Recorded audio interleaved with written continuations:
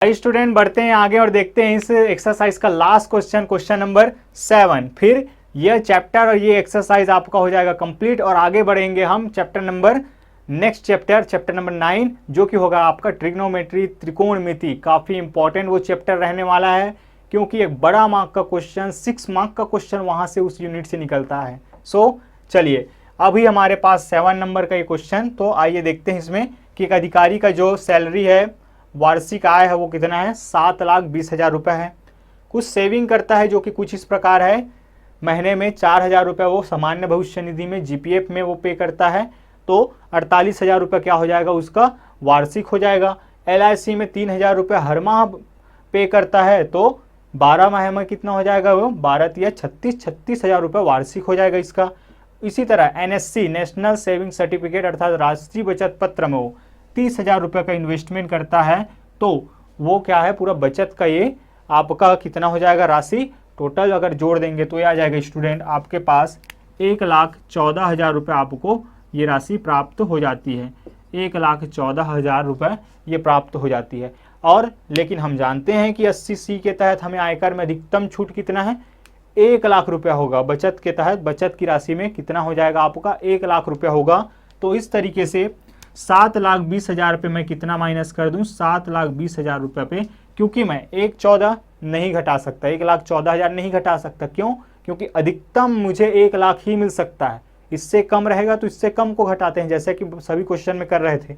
लेकिन इससे अधिक हुआ तो क्या करेंगे, हम 1,00,000 को ही माइनस करते हैं।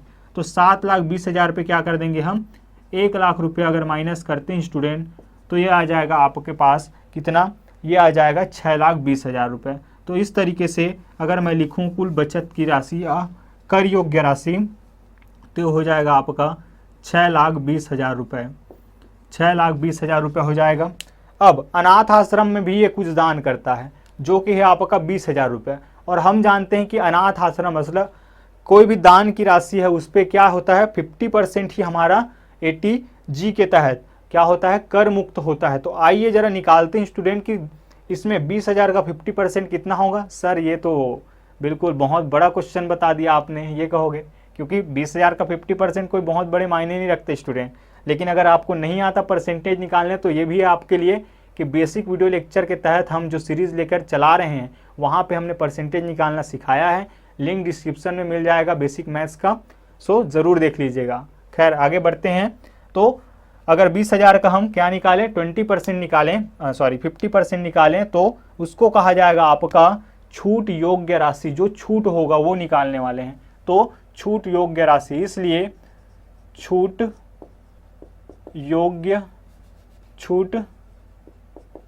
योग्य राशि जब हम निकालेंगे तो वो कितना निकलेगा 10,000 रुपये निकलेगा। कितना 50% 10,000 रुपये निकलेगा। इस तरीके से अब ये रहा कर योग्य राशि। अब हम कुल कर योग्य राशि निकालेंगे क्योंकि ये भी छूट के अंतर्गत आ रहा है, ये जो राशि है वो भी छूट के अंतर्गत आ रहा है। तो हम क्या करेंगे, इस कर योग्य राशि जो 6,20,000 मिला है उसमें से इस 10,000 को भी माइनस करेंगे। 6,20,000 में से इस 10,000 को भी माइनस करेंगे स्टूडेंट, तब जाके हमें जो प्राप्त राशि होगी उस पर हम करेंगे आयकर की गणना। तो इसलिए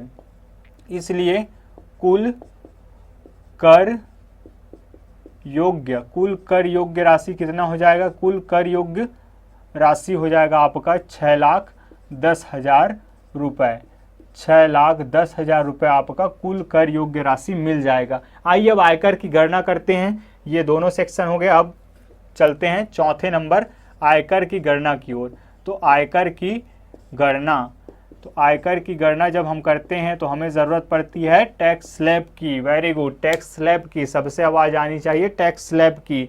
तो टैक्स स्लैब आपका दिया गया है 2,00,000 रुपये तक कोई कर नहीं, 2,00,000 रुपये तक कोई कर नहीं, 2 से 5 लाख रुपये तक 10%, 5 से 10 लाख के बीच 20% और 10 लाख से अधिक पर आपका 30% लगेगा। साथ ही साथ 3% शिक्षा उपकर आपको लगाना ही है। तो बताइए स्टूडेंट, क्या हमारा ये जो राशि है 2,00,000 से ऊपर है? बिल्कुल है सर। तो टैक्स लगेगा? हाँ सर लगेगा। और फिर 2 से 5 लाख के बीच है? बिल्कुल है सर। क्या टैक्स लगेगा? बिल्कुल लगेगा। 5 लाख से ऊपर और 10 लाख से नीचे है? बिल्कुल है। तो जितना राशि ऊपर होगा, जितना भी अंतर की राशि हमें प्राप्त होगा उसके अनुसार स्लैब के अनुसार लगाएंगे। लास्ट क्वेश्चन है। आई होप आप लोग पूरे इस वीडियो लेक्चर में बने होंगे, तो ये कोई बहुत बड़ी बात नहीं होगी। तो चलिए देखते हैं यहाँ पे हम कैसे करने वाले हैं। यहाँ पे सबसे पहले अगर बात की जाए तो यह है 2 लाख रुपए तक कोई करनी, मतलब कि 2 लाख रुपया हो या मेरे पास 0 रुपया, दोनों के लिए कितना है का 0% धन। फिर 2 लाख से ऊपर और 5 लाख के नीचे, 2 लाख से ऊपर और 5 लाख के नीचे, मतलब कि अंतर की राशि निकालना हो तो मुझे क्या करना पड़ेगा, बड़े में से मुझे छोटे को माइनस करना पड़ेगा। तो इस 2 लाख का कितना प्रतिशत हो जाएगा, इस 2 लाख का आपका हो जाएगा स्टूडेंट 10%। इसी प्रकार अब ये जो है 5 लाख से ऊपर जा रहा है, कितना ऊपर जा रहा है, तो 6,10,000 तक, 6,10,000 तक जा रहा है। निकालेंगे कैसे, तो 6,10,000 तक जा रहा है, अर्थात वो बड़ा राशि है, और 5 लाख हमने पहले से पे करके आ रहे हैं, यहाँ तक का हिसाब किताब 10% दे के आ रहे हैं। तो 5 लाख से ऊपर कितना चला गया, आप कहेंगे कि सर ये तो बिल्कुल आसान सा है, 1,10,000 जा रहा है, निकालेंगे कैसे, तो 6,10,000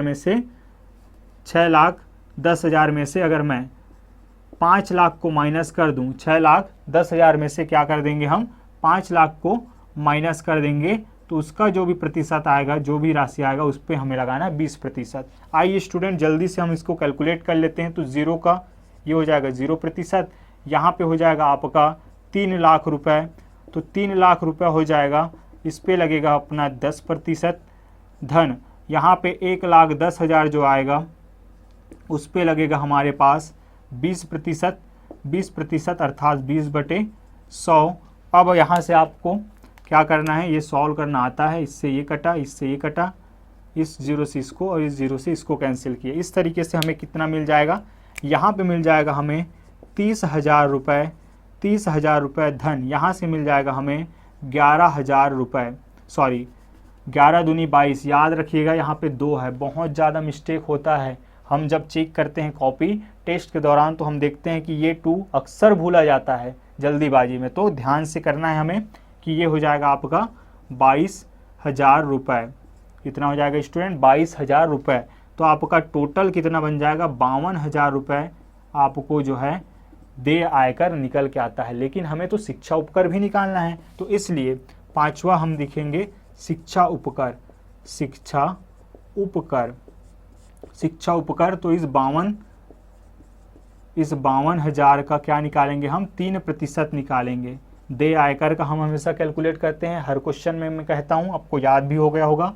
तो इस दोनों 0 से इसको किए कैंसल, और ये हो जाएगा आपका 15 और 20 या 60, तो 1,560 रुपये आपका क्या आ जाएगा, शिक्षा उपकर।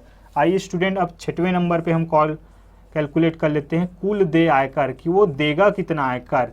तो कुल देय आयकर में हम क्या कर लेंगे, इसको ऐड कर लेंगे और इसको ऐड कर लेंगे। तो कुल देय आयकर बराबर 52,000 धन 1,560 बराबर आपका मिल जाएगा।